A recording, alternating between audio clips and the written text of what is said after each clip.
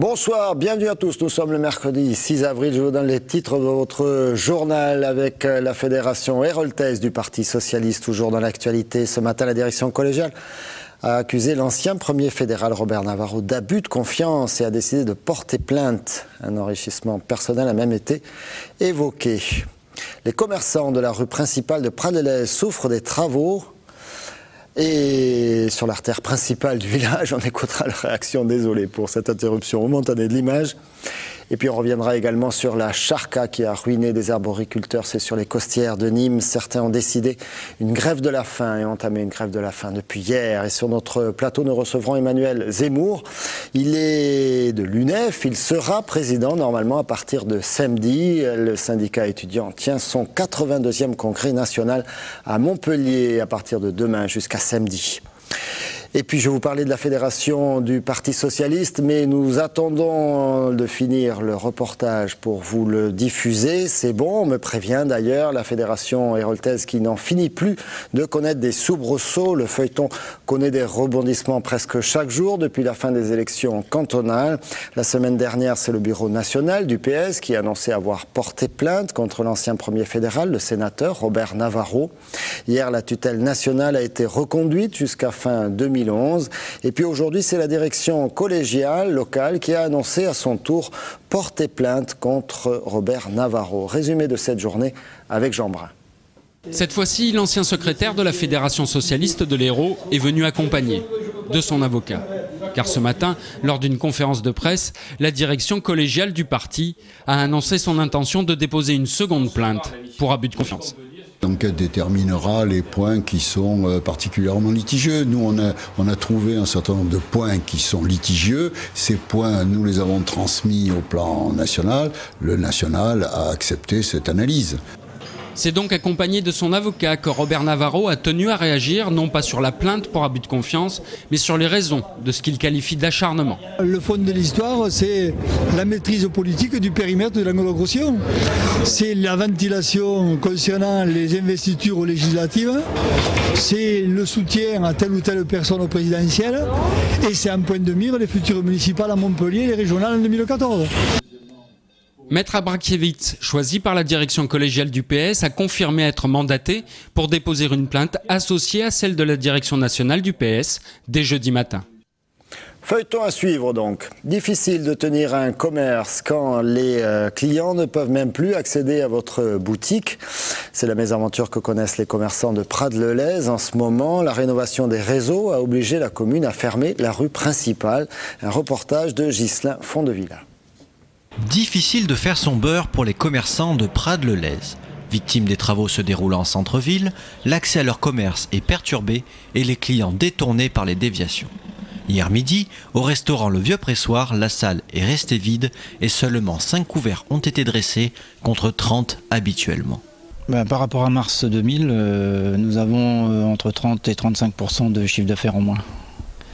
Voilà, tout en sachant qu'il y a un remplissage le midi et le soir. Je crains fortement que les clients me boudent et que les clients ne viennent plus nous voir. La première étape du chantier se terminera le 15 avril et sera suivie de 2 autres qui finiront fin juillet. L'objectif est le remplacement des conduites d'eau ainsi que l'enfouissement des lignes téléphoniques et électriques. Pour les commerçants, il ne s'agit donc pas de s'opposer au bon déroulement de ces travaux. On était prévenus de la tenue de ces travaux, on connaît aussi leur nécessité et on avait un peu anticipé en mettant du personnel en congé. La boulangerie est inondable, normalement suite à ces travaux elle devrait l'être beaucoup moins, donc nous sommes quand même, pour nous ces travaux sont un mal nécessaire. Pour le moment, aucune indemnisation pour les pertes de chiffre d'affaires des commerçants n'est prévue. La mairie de Prades-le-Lez, quant à elle, ne s'exprime pas sur le sujet. La charca, c'est ce virus qui a détruit des arbres fruitiers, plus particulièrement des abricotiers, des pêchers, et qui est présent, la charca, présente depuis des années dans les costières de Nîmes. Plusieurs arboriculteurs ont été d'ores et déjà ruinés. Brigitte et Catherine, 2 agricultrices, ont décidé, elles, d'entamer une grève de la faim pour obtenir enfin une indemnisation. Un reportage de Franck Chassagnon. Installées sur un canapé en bordure de leur propriété, Brigitte et Catherine sont au bout du rouleau. Depuis plusieurs années, ces deux agricultrices installées près de Bellegarde se battent contre le virus Cherka. Une bataille perdue d'avance, Brigitte a dû arracher 150 hectares d'arbres fruitiers malades. On a travaillé, lutté, arraché, replanté et on s'en est pas sorti. Début 2010, on a dû se mettre en redressement judiciaire. J'ai les huissiers qui vont venir, qui vont tout me prendre, mais j'ai plus rien. Je peux même plus travailler, je peux rien. Au pied du mur et devant le silence du ministère de l'Agriculture, Brigitte et Catherine ont décidé d'entamer une grève de la faim. Ça fait 15 ans qu'on nous promet des aides et des aides à la reconversion. Le ministre, le 17 février 2010, nous a reçus, nous a dit en direct qu'il allait nous aider, il allait trouver des solutions et depuis on attend. Et il suffit de faire quelques mètres pour se rendre compte de l'étendue des dégâts.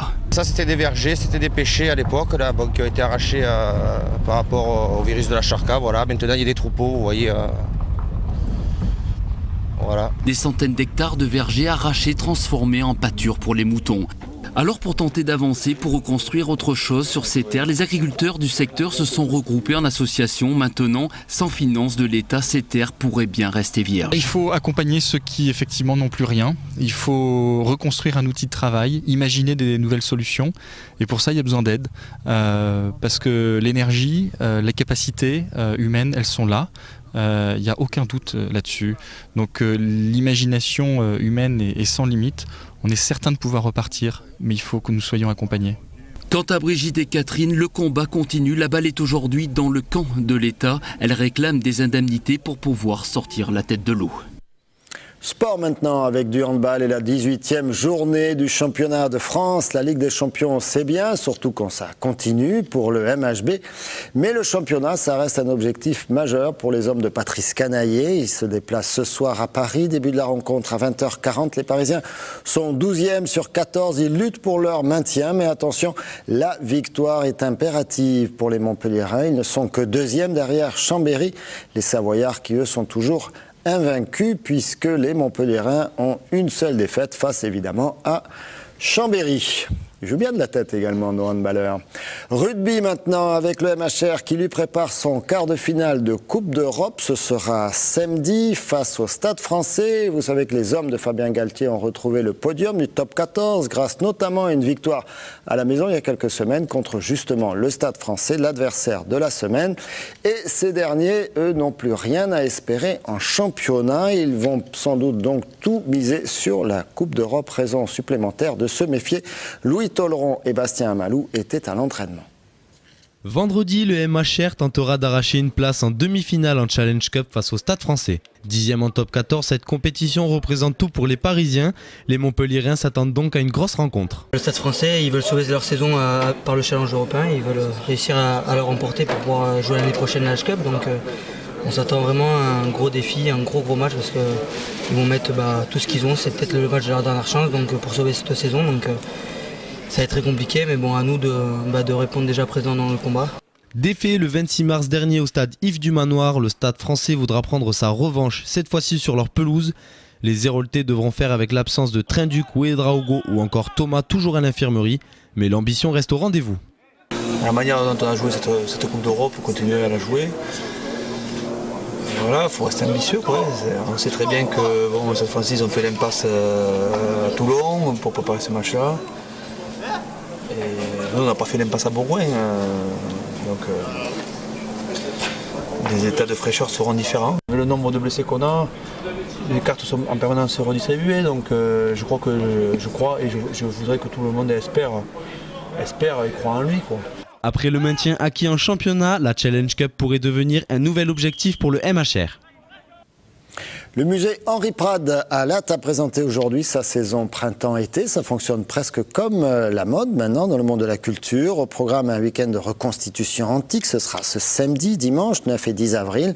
Il y aura également une grande exposition d'art contemporain qui confrontera les collections d'objets aux créations d'un artiste d'aujourd'hui. À venir également des ateliers pour les enfants, une fête de l'Antiquité et une grande expo sur les rites et les hommes cet été.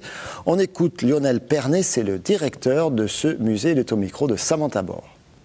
Ici à Latte, on a une quinzaine d'ateliers pratiques où les enfants fabriquent des objets, ils repartent avec des objets, donc ils ne sont pas là pour suivre un cours d'archéologie, ils viennent vraiment profiter de l'archéologie de manière très ludique, donc en fabriquant quelque chose, mais ces objets sont toujours en lien avec des choses qu'ils voient dans l'exposition, donc ils vont toujours dans l'exposition regarder à quoi ressemblent ces objets, comprendre leurs fonctions, et ensuite ils retournent dans l'atelier et comme des artisans de l'Antiquité, ils se mettent à les fabriquer avec des techniques qui sont souvent un petit peu modifiées bien sûr, puisque on ne peut pas reconstituer un four de potier ou des choses complexes, mais disons, ils arrivent à repartir avec un objet qui a l'aspect et pour lequel ils ont mis en œuvre une technique proche de celle des artisans antiques.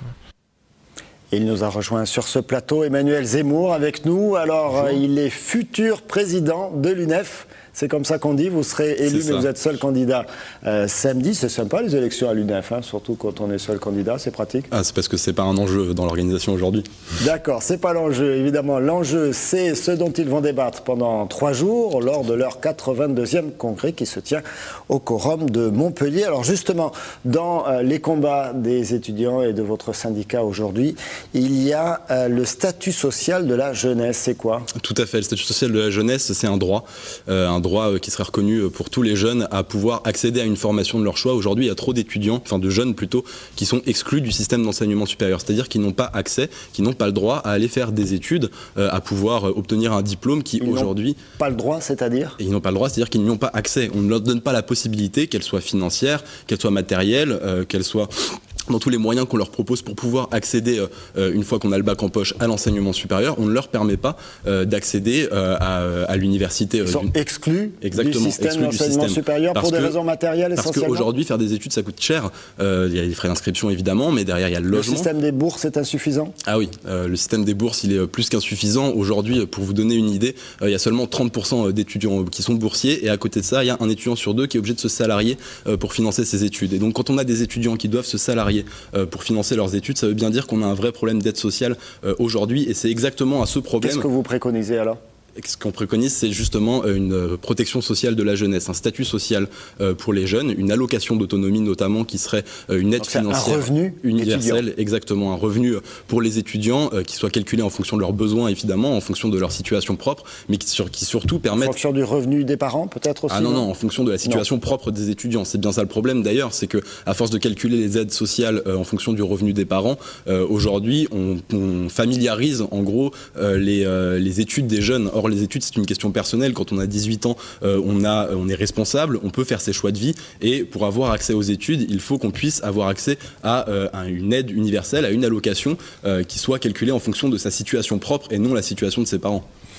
Alors, parmi les coûts exorbitants et prohibitifs et exorbitants, comme on dit, il y a le logement étudiant. Le gouvernement, hier, a participé à une conférence nationale du logement étudiant. Des propositions ont été faites, notamment le doublement de l'offre de logement étudiant, spécifiquement pour les étudiants. Vous en pensez quoi ? Alors on a entendu beaucoup de choses, nous, sur cette conférence du logement, mais peu de mesures concrètes. C'est bien le problème. C'est-à-dire que le doublement du logement étudiant, soit, évidemment. Le problème, c'est qu'il y avait déjà des objectifs qui avaient été fixés, notamment avec le plan Ancio, c'est-à-dire un plan de construction de logements sociaux étudiants. Parce que quand on parle aujourd'hui de doublement de logements étudiants, ça peut vouloir tout et rien dire. Ça peut être des logements qui sont à des prix exorbitants, ça peut être des logements privés, ça peut être... n'importe quelle solution pour le logement. Or, aujourd'hui, les étudiants sont dans une telle situation de précarité vis-à-vis du logement que le seul objectif qu'on peut se fixer pour répondre à leurs besoins de logement, c'est la construction de logements crous. Et c'est évidemment un objectif qu'on avait réussi à fixer en 2004. Et aujourd'hui, qu'est-ce que fait Valérie Pécresse avec ses annonces? Elle casse juste le thermomètre pour essayer de faire croire qu'on se fixe des objectifs encore plus ambitieux alors que ça brouille simplement les pistes. Vous n'êtes pas convaincu par le discours gouvernemental? L'annonce, il y a quelques semaines, d'une surtaxe pour les loyers abusifs. C'est très bien. C'est la lutte contre la surtaxe contre les loyers abusifs, c'est la lutte contre les arnaques, en gros. Et c'est une bonne chose. On peut que se féliciter que Benoît Apparu, puisque c'est de lui qu'il s'agit. Le secrétaire d'État au logement. Tout à fait. Que lui, il se fixe comme objectif de lutter contre les arnaques. Mais malheureusement, aujourd'hui, lutter contre les arnaques, c'est pas suffisant pour donner accès à tous les étudiants à un logement de qualité. Donc, peut mieux faire pour le gouvernement. Dans les propositions qui ont été faites, par exemple, hier par le Parti Socialiste, est-ce qu'il y a des choses qui reçoivent mieux votre agrément ? Il y a des choses qui sonnent plutôt doux à nos oreilles quand on entend parler aujourd'hui d'allocation d'études dans le projet du Parti Socialiste notamment. Évidemment que ce serait une base au moins de négociation, d'entente sur la question de l'allocation d'autonomie, même si aujourd'hui les pistes qui sont évoquées restent très floues. On ne sait pas exactement de quoi il s'agit et il faudrait avoir des précisions pour savoir si oui ou non cette allocation qui est proposée par le Parti Socialiste, elle pourrait répondre aux besoins de chaque étudiant à avoir accès aux études d'enseignement supérieur, puisque c'est évidemment de ça qu'il s'agit, permettre à chacun d'accéder à un diplôme pour derrière s'insérer sur le marché du travail à un bon niveau. La démocratisation de l'enseignement supérieur, mais vous participez déjà au conseil d'administration des différentes universités? Trop peu malheureusement, et notamment depuis la loi d'autonomie sur les universités, les étudiants ils sont de plus en plus écartés des centres de décision des universités. Et donc la démocratisation de l'enseignement supérieur, c'est pas seulement la gouvernance, ça c'est une chose, mais au-delà de ça, la démocratisation supérieure, c'est ce dont je parlais tout à l'heure sur l'accès de chacun au service public d'enseignement supérieur. Aujourd'hui, les réformes Donc vous voulez une espèce de massification de l'enseignement supérieur comme on l'a connu avec le bac il y a quelques années? Ce qu'on veut nous, c'est ce que veulent les étudiants surtout, c'est évidemment la poursuite de la massification de l'enseignement supérieur. La massification de l'enseignement supérieur, pour vous donner une idée, ça a été un espoir pour des générations entières de pouvoir revoir l'ascenseur social se mettre en marche. C'est-à-dire avoir une meilleure perspective d'avenir que la vie qu'avaient connue nos parents. Et aujourd'hui, malheureusement, avec notamment les réformes qui ont été mises en place depuis 2007, l'université, elle a perdu ce cap de la démocratisation. Elle s'est enfermée dans une espèce d'apathie, dans une espèce de logique gestionnaire et surtout dans une logique de mise en concurrence qui met complètement à l'écart les étudiants de tout ce qui peut se passer dans le paysage universitaire. Et le résultat, c'est que la démocratisation que tout le monde appelle de ses voeux, qui est une nécessité pour l'avenir aujourd'hui, on ne peut pas se priver d'avoir une main-d'œuvre qualifiée, on ne peut pas se priver d'avoir des étudiants, notamment quand on voit la remontée du FN aujourd'hui, on ne peut pas se priver d'avoir des étudiants qui ont accès aux études, qui ont accès au savoir, et pourtant c'est exactement ça que nous propose aujourd'hui le gouvernement, renoncer à former l'ensemble d'une génération pour pouvoir aller vers l'avenir. Quand on est président de l'UNEF, c'est pour peut-être faire carrière demain en politique. Précision, Apathie, c'est pas sur cette chaîne, c'est sur une chaîne concurrente. Vous visez quelques parcours politiques comme certains de vos grands prédécesseurs? Pour l'instant, je m'apprête à devenir président de l'UNEF pour remplir mes responsabilités et absolument, j'ai rien d'autre en tête du tout. 1000 congressistes à peu près, 900 étudiants, une centaine d'invités. Vous allez faire un peu la fête aussi? J'espère bien. Oui. Bon, allez, on essaiera de suivre ça. Parce que quand on est étudiant, il faut aussi en profiter. Merci Emmanuel Zemmour d'être venu sur notre plateau. Merci à tous de votre fidélité à TV Sud. Prochain rendez-vous avec l'information demain 12h30 pour le Flash. Sans doute Marlène Mec que l'on retrouvera également au journal à 19h30. D'ici là, très bonne soirée à tous.